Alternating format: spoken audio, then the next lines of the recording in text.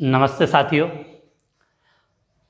आज की इस ऑनलाइन क्लास में चैप्टर नंबर 2 विलियन सॉल्यूशन में हम विलेयता सॉल्युबिलिटी वाला टॉपिक पढ़ेंगे, जिसके अंदर दो टॉपिक आज आपके आएंगे।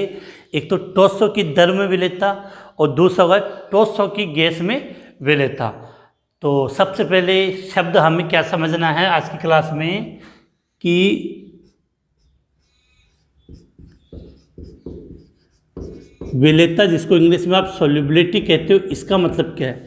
तो सीधी सी बात है कि आप किसी भी विलेय को विलायक में घोल के विलीन बनाते हो तो विलेय उस विलायक में कितना घुल गया है उसी के लिए हम क्या बोलते हैं, विलेयता।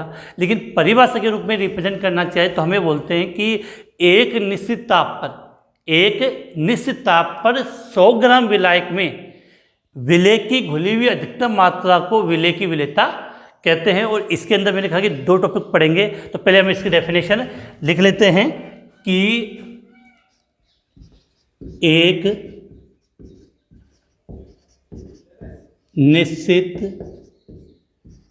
ताप पर, क्या लिखा, एक निश्चित ताप पर 100 ग्राम,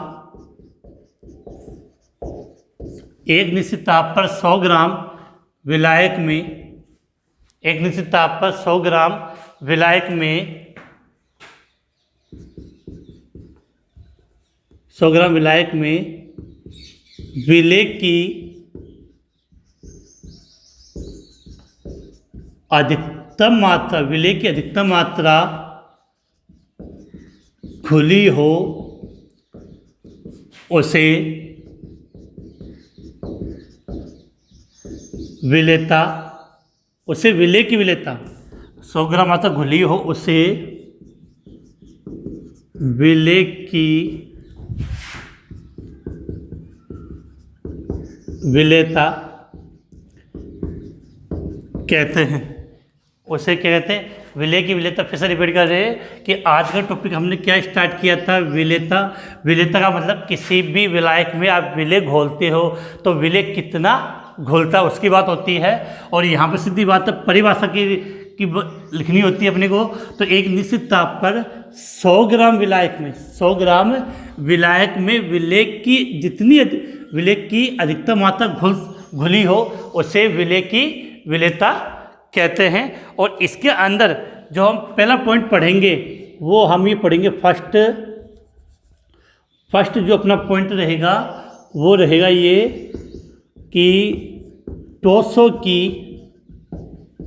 दर में विलेयता। इसका मतलब कि दर के अंदर आप क्या मिलाओगे, टोस मिलाओगे। दर ज़्यादा होगा, टोस कम होगा। जो शब्द को पकड़ना, कोई जल्दीबाजी आपको यहाँ पे नहीं करनी है कि टोस्सो की दर में विलेयता। इसका मतलब कि दर तो यहाँ किसके रूप में कार्य करेगा, विलायक के रूप में। और जो टोस है वो आपका किसके रूप में कार्य करेगा, विलेय के रूप में। तो टोस्सो की दर में विलेयता, समझ गए। अब इसका जो मेन पॉइंट अपना आता है वो ये आएगा कि टोस्सो की दर में विलेयता को प्रभावित करने वाले कारक, टोस्सो की दर में विलेयता को प्रभावित करने वाले कारक, इसमें 3 कारक पड़ेंगे। एक तो विलायक की प्रकृति, विलेय और विलायक की प्रकृति, एक ताप का प्रभाव और एक दाब का प्रभाव। इनसे कभी कभार बोर्ड एग्जाम में छोटे मोटे क्वेश्चन पूछ लिए जाते हैं। बहुत सिंपल टॉपिक है, बहुत इजी है कि एकदम आसानी से आपको एकदम समझ में आ जाएगा। बस प्रॉब्लम एक रहेगी, थ्योरेटिकल पोर्शन है तो लिखने वाला मैटर अपने को थोड़ा क्या करना पड़ेगा, ज़्यादा लिखना पड़ेगा। तो हम बात कर रहे हैं कि टोस्सो की दर में विलेयता को प्रभावित करने वाले कारक। तो ये बात तो क्लियर होगी कि दर होगा वो विलायक के रूप में ज़्यादा होगा और टोस होंगे वो कम होंगे। अब टोस्सो की दर में जो विलेयता है उसको प्रभावित करने वाले 3 कारक के बारे में हम डिटेल से पढ़ेंगे। पहला पॉइंट समझ लेना बिल्कुल, विलेय और विलायक की प्रकृति। दूसरा ताप का प्रभाव और तीसरा है दाब का प्रभाव। तीनों पॉइंट है। तो उसमें पहला पॉइंट हम यहाँ लिख रहे हैं, नंबर 1 विलेय तथा विलायक की प्रकृति। पहला पॉइंट क्या लिखा है, विलेय तथा विलायक की प्रकृति। यहाँ समझना कि देखो एक लाइन आपने 11th क्लास में पढ़ी होगी कहीं पर कि समान समान को घोलता है।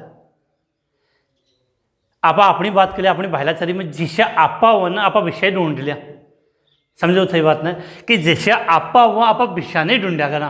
तो वही बात है कि समान समान को घोलता है। तो यहाँ से आप इस पॉइंट को समझना। आपने एक शब्द सुना होगा ध्रुवीय, और एक होता है अध्रुवीय।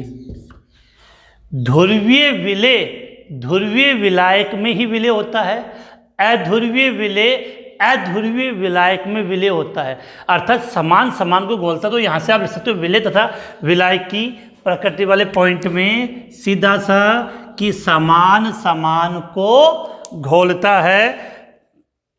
इसके लिए पहले तो आप लाइन क्या लिखोगे कि यहाँ से याद करने के लिए समान समान को घोलता है। समान समान को घोलता है इसका मतलब हम अपने जैसे ही ढूंढ, समान समान को घोलता है। अर्थात आप चाहे तो लिख सकते हो अर्थात ध्रुवीय विलेय या ध्रुवीय विलायक, अर्थात ध्रुवीय विलेय ध्रुवीय विलेय ध्रुवीय विलायक में तथा अध्रुवीय विलेय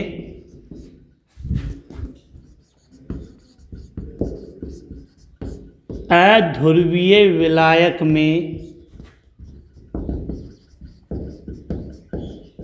घुलनशील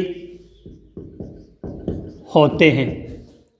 जैसे एग्जांपल में समझाऊं, अगर आप NaCl को जल में घोलो तो नमक ना जल में घोलते घुल जाए। तो जैसे ही हम NaCl को जल में घोलेंगे तो ये तुरंत घुल जाता है। लेकिन इसी जल के अंदर जैसे आपने नेप्थलीन एंथ्रासीन लिख देता हूँ यहाँ,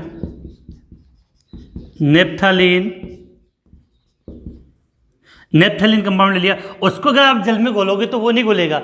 लेकिन अगर उसी कंपाउंड को आप किस में घोल दोगे, बेंजीन में, तो वो आसानी से घुल जाएगा। अब इसका रीजन समझ लो कि देखो NaCl और जल दोनों ध्रुवीय होते हैं तो दोनों समान है इसलिए घुल जाएंगे।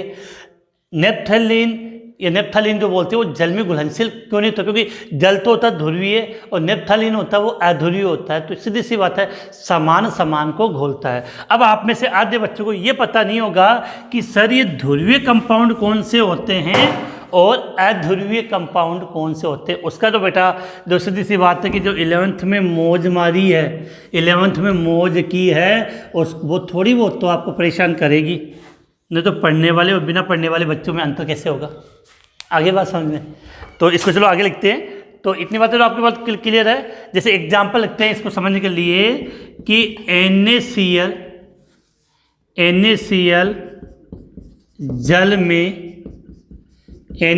जल में आसानी से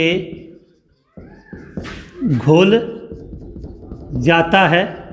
क्या लिखा है, नमक NaCl जल में आसानी से घुल जाता है क्योंकि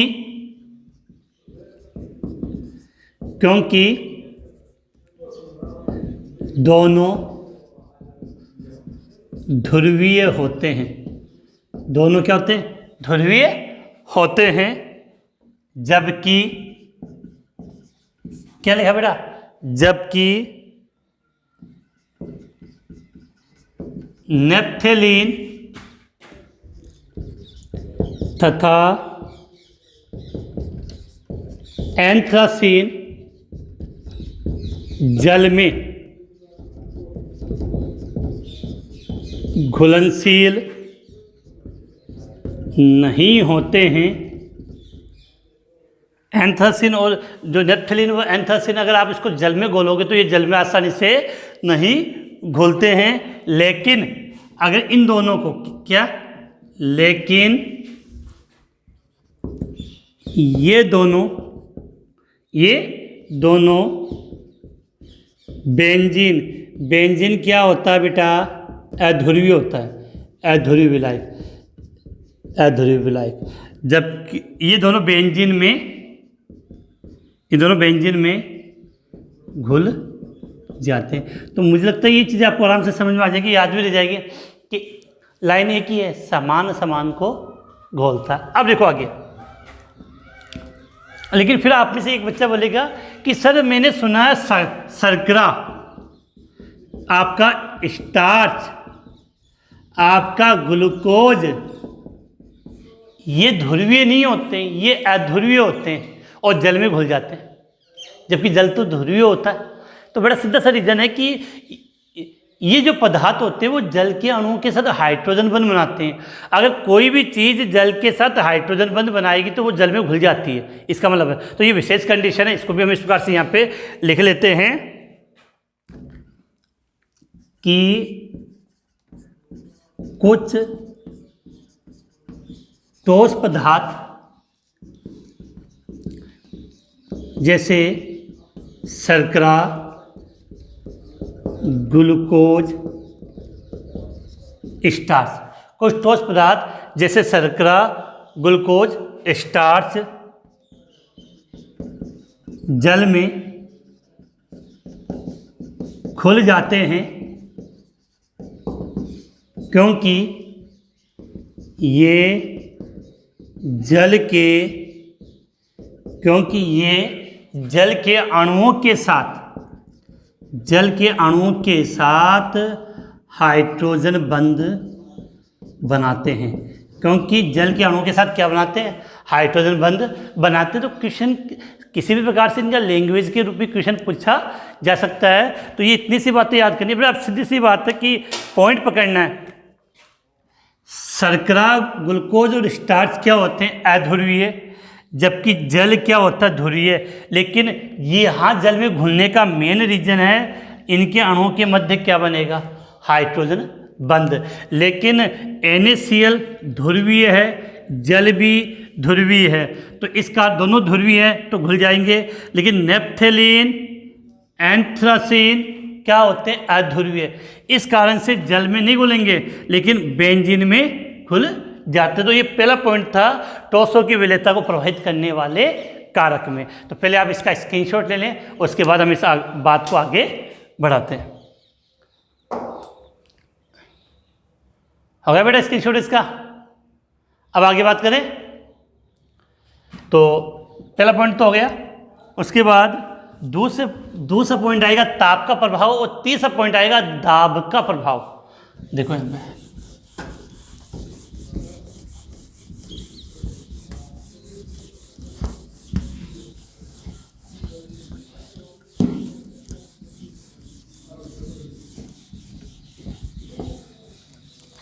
अब देखो पॉइंट नंबर 2 लिखते हैं, ताप का प्रभाव। किसका, नंबर 2 पॉइंट, ताप का प्रभाव। पॉइंट नंबर 2,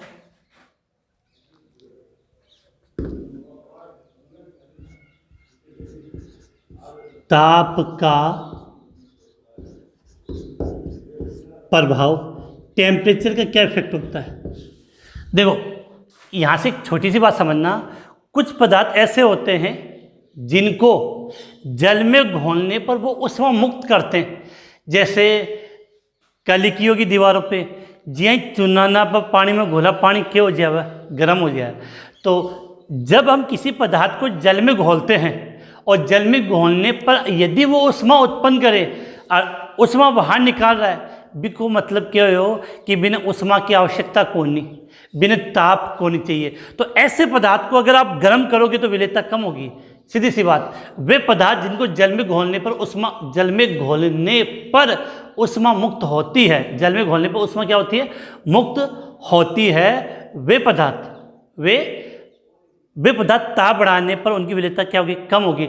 लेकिन कुछ पदार्थ ऐसे होते हैं जिनको जल में घोलने पर वो ऊष्मा का अवशोषण करते हैं, हल्का सा ठंडापन महसूस होता है। जैसे आपने नमक या चीनी हो, जल में घोलना, उसका टेम्परेचर हल्का सा डाउन होता है। तो ऐसे पदार्थ जो जल में घोलने पर ऊष्मा का अवशोषण करते हैं, उन्हें ऊष्मा की आवश्यकता होती है, अर्थात वहाँ पर टेम्परेचर बढ़ाओगे तो उनकी विलेयता बढ़ेगी। तो यहाँ से दो चीज़ें याद करनी है। जल में घोलने पर अगर ऊष्मा उत्पन्न होती है तो उन पदार्थों के लिए ताप बढ़ाने पर विलेयता कम होगी।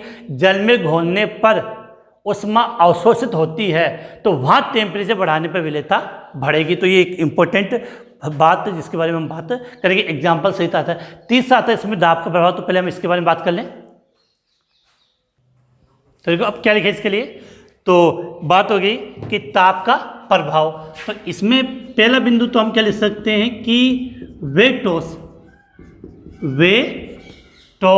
जिन्हें क्या लिख सकते हैं कि वे ठोस जिन्हें विलायक में घोलने पर, वे ठोस जिन्हें विलायक में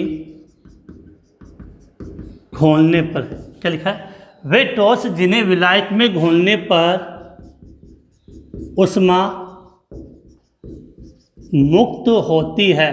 अर्थात ऊष्मा, वे ठोस जिन्हें विलायक में घोलने पर क्या होती है, ऊष्मा मुक्त होती है। वे ठोस जिन्हें विलायक में घोलने पर ऊष्मा मुक्त होती है, उन्हें क्या लिखा है,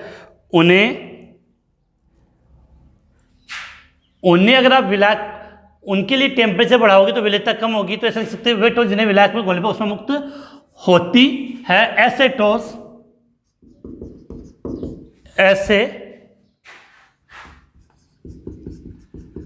ठोसों की विलेयता, ऐसे ठोसों की विलेयता ताप बढ़ाने पर, ऐसे ठोसों की विलेयता ताप बढ़ाने पर घटती है।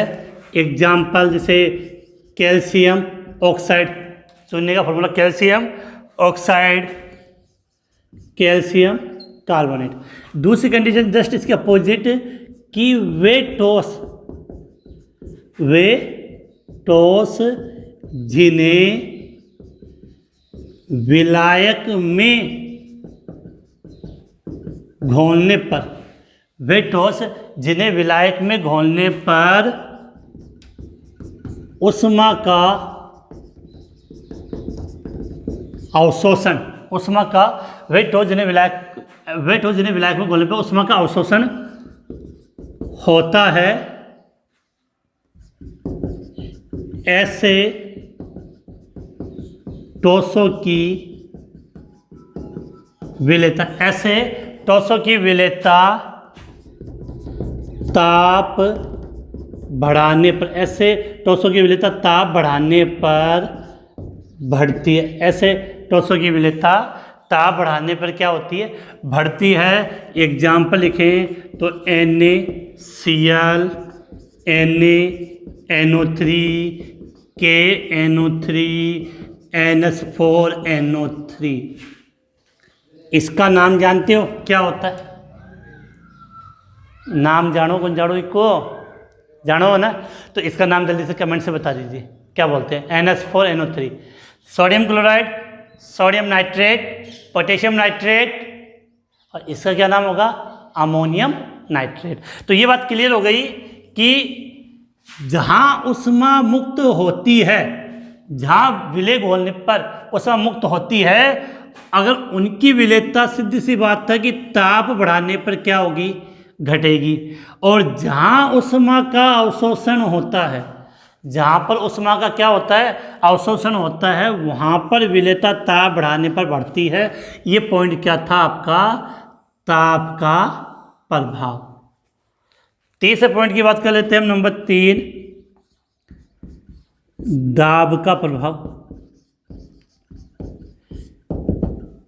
देखो ये ठोस है, इस पर दाब दबा नहीं दबा। ठोस क्या होते हैं? असंपीड्य। हमने बात करी चैप्टर नंबर 1 में, चैप्टर नंबर 1 हमने कंप्लीट पढ़ लिया है। उसके वीडियो का अगर लिंक चाहिए तो वीडियो के डिस्क्रिप्शन में आपको वो कंप्लीट वीडियो आपको मिल जाएंगे, जब भी टाइम मिले तो देख लेना। तो ठोस क्या होते हैं? असंपीड्य होते हैं। इसका मतलब क्या हुआ कि दाब का उन पर कोई प्रभाव नहीं पड़ता है। तो ठोसों की, तो क्या था, ठोसों की दर में विलेयता दाब से अप्रभावित रहती है, क्योंकि ठोस असंपीड्य होते हैं। तो इसके लिए हम सिंथेसिस लिख सकते हैं कि टॉसों की दरों में विलेयता पर, टॉसों की दरों में विलेयता पर, विलेयता, टॉसों की दरों में विलेयता दाब से अप्रभावित, दाब से अप्रभावित रहती है, क्योंकि टॉस की प्रकृति कैसी होती है, असंपीड्य, क्योंकि टॉस अत्यधिक असंपीड्य होते हैं। टॉस अत्यधिक क्या होते हैं बेटा, असंपीड्य होते हैं। तो ये था आपका क्या, टॉसों की दर में विलेयता को प्रभावित करने वाले कारक। कितने कारक पढ़ लिए, 3। पहला विलेय और विलायक की प्रकृति, दूसरा आपका ताप का प्रभाव, और तीसरा पॉइंट क्या है, दाब का प्रभाव। और दाब से तो ये क्या होती है, अप्रभावित। रीजन कि टॉस अत्यधिक क्या होता है, असंपीड्य। क्या होता है बेटा, असंपीड्य। इसका स्क्रीनशॉट ले लें, फिर हम आगे इस टॉपिक को कंटिन्यू कैरी ऑन करते हैं। अब मिटा देते इसको बेटा।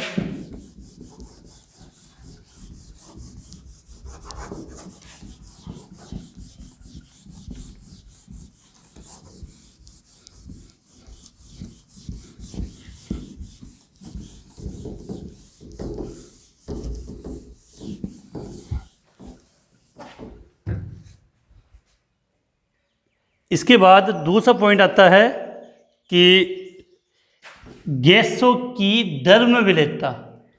देखो यहाँ पे नजर आ रहा है, यहाँ ले लेते हैं सेकंड नंबर कि गैसों की दरों में, ये गैसों की दरों में विलेयता। अब सीधी सी बात, तो शब्द को पकड़ना है कि ज़्यादा कौन, कम कौन, कौन बड़ा कौन छोटा, कौन बाप और कौन बेटा। तो देखो गैसों की दर में विलेयता, तो साफ क्लियर है कि दर क्या होगा आपका, विलायक, और गैस क्या होगी, विलेय। तो गैसों की दर में विलेयता, सीधी बात है। तो इसमें ज़्यादा बात करने में कोई फायदा नहीं है। अब टॉपिक पॉइंट क्या बनता है कि गैसों की दर में विलेयता को प्रभावित करने वाले कारक, हम इसी को स्टार्ट कर रहे हैं। गैसों की दर में विलेयता को प्रभावित करने वाले कारक, यहां हम 4 कारक पढ़ेंगे। पहला कारक गैस की प्रकृति, दूसरा विलेय विलायक दोनों की प्रकृति, तीसरा ताप का प्रभाव, और चौथा दाब का प्रभाव। और सबसे ज़्यादा गैसों की दर में, क्योंकि गैस के कण दूर दूर होते हैं, वो दाब प्रेशर डालोगे तो कण क्या आएंगे, पास। तो चौथा पॉइंट सबसे ज़्यादा इंपॉर्टेंट है। तो सबसे पहला पॉइंट हम लिखते हैं गैस की प्रकृति, नंबर 1। क्या लिख रहे हैं, गैस की प्रकृति, नेचर ऑफ गैस। तो यहाँ पर हम सीधी बात कर लेते हैं कि सामान्यतः जो गैस विलायक के साथ अभिक्रिया कर जाती है या विलयन में आयनित हो जाती है, वो अधिक विलेय होगी, जैसे NH3 CO2 SO2। और जो गैस विलायक के साथ क्रिया नहीं करती है, वो उसमें विलेय नहीं होती, क्योंकि क्रिया नहीं करेगी तो यौगिक नहीं बनाएगी, जैसे N2O2 Cl2। ये चीज़ें बातें हैं। तो यहाँ बात करते हैं गैस की प्रकृति। तो क्या लिखेंगे कि सामान्यतः जो गैस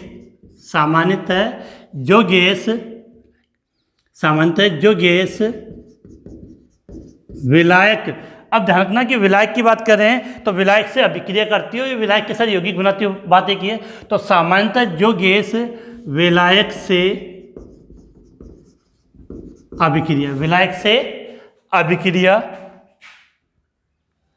अभिक्रिया करती हो या विलयन में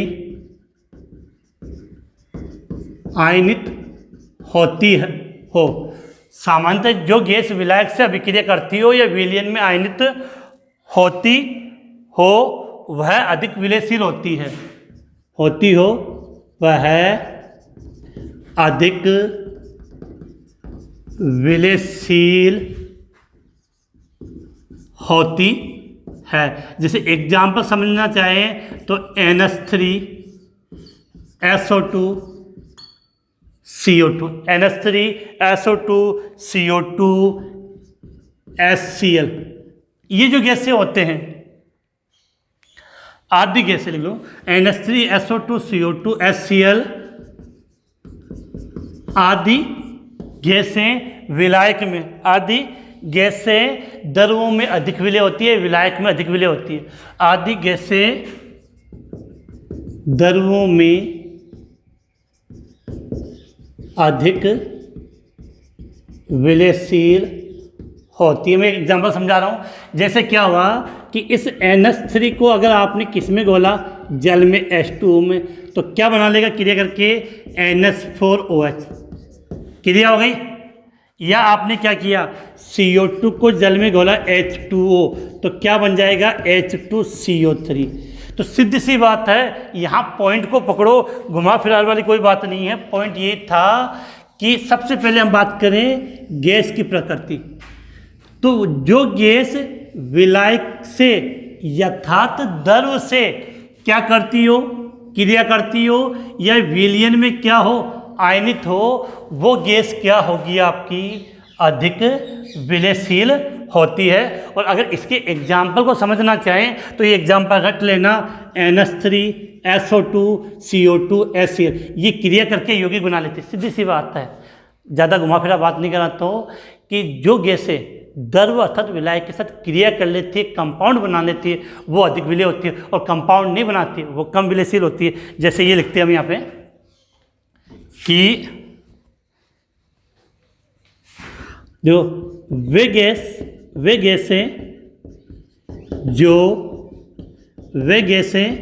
जो विलायक के साथ, वे गैसें जो विलायक के साथ अभिक्रिया करके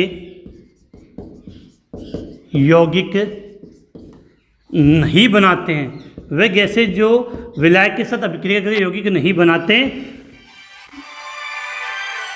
वे गैसें जो विलायक के साथ अभिक्रिया करके यौगिक नहीं बनाते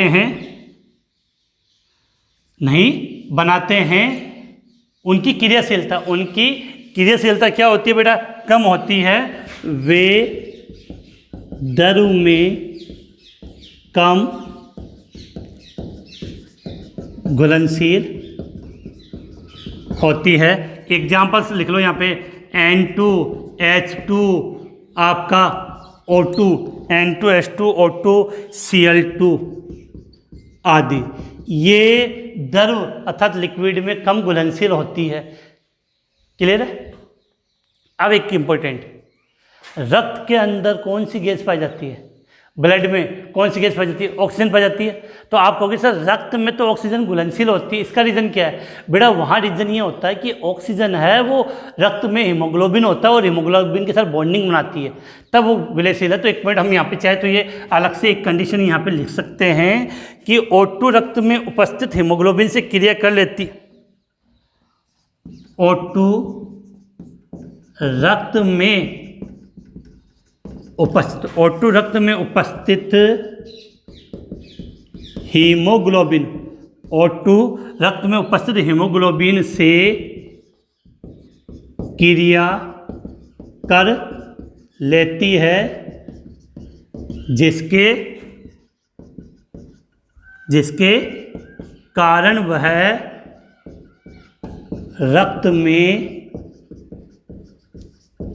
घुलनशील होती है। बड़ा ये तो नहीं होती है H2N2H2Cl2 नहीं होती है, O2 ही क्रिया करती है, इस कारण से वो घुलनशील होती है। तो कोई विशेष पॉइंट नहीं है, नॉर्मल पॉइंट है थोड़ी सी। जो विलायक अभिक्रिया करके क्या नहीं बनाए, यौगिक नहीं बनाएगा, वो कम घुलनशील होगा। और जैसे एग्जाम्पल ये हो गए, O2 रक्त में उपस्थित, रक्त में क्या पाया जाता है, हीमोग्लोबिन। हीमोग्लोबिन में कौन सी धातु पाई जाती है, जल्दी से कमेंट्स में बताना हीमोग्लोबिन में कौन सी धातु पाई जाती है। तो इसका स्क्रीनशॉट ले लें, इसका स्क्रीनशॉट, उसके बाद हम आगे बात करें।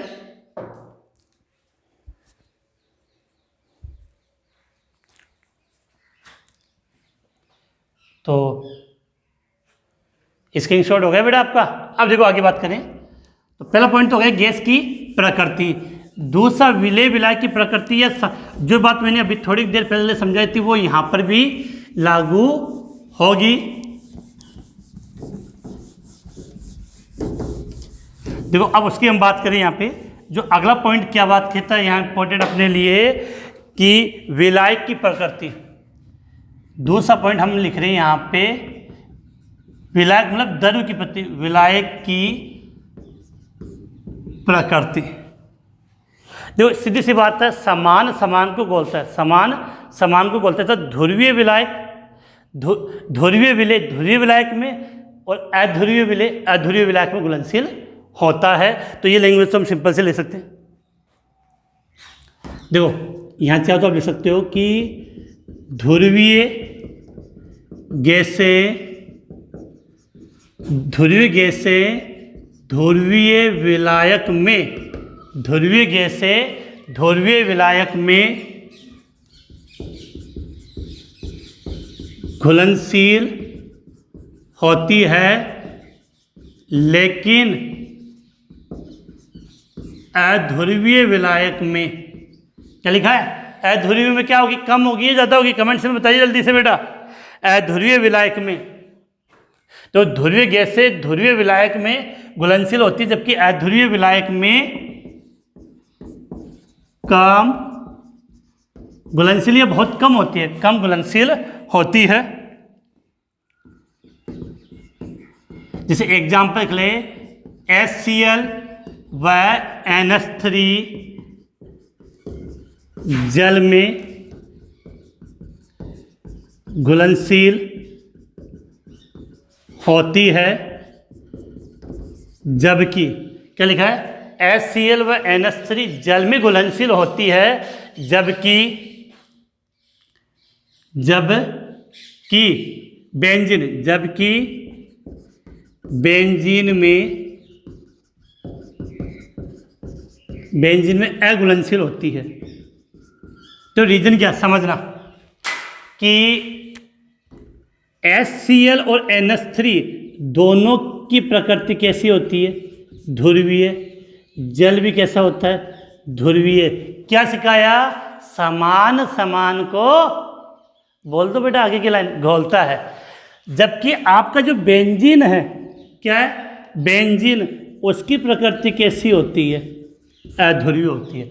बेंजीन की प्रकृति कैसी होती है, अध्रुवीय होती है। तो दूसरा पॉइंट हो गया। तीसरा पॉइंट, ताप का प्रभाव।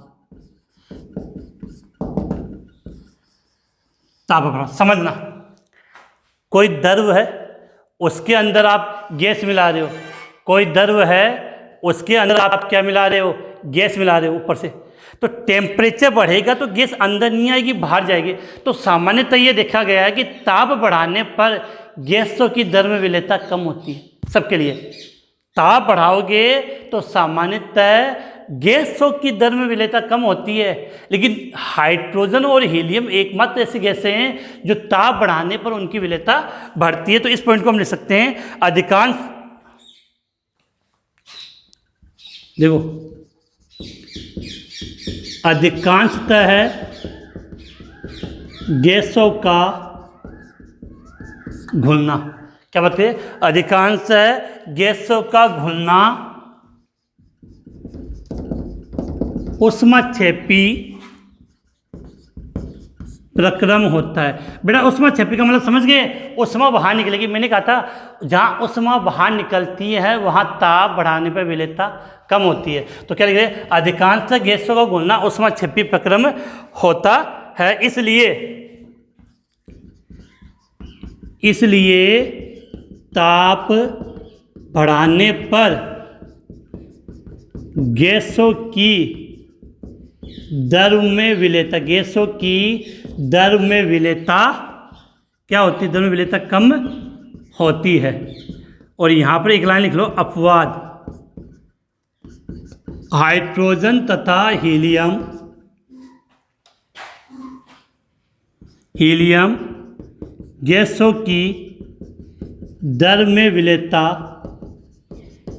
हाइड्रोजन तथा हीलियम गैसों की दर में विलेयता ताप बढ़ाने पर बढ़ती है। ताप बढ़ाने पर क्या होती है?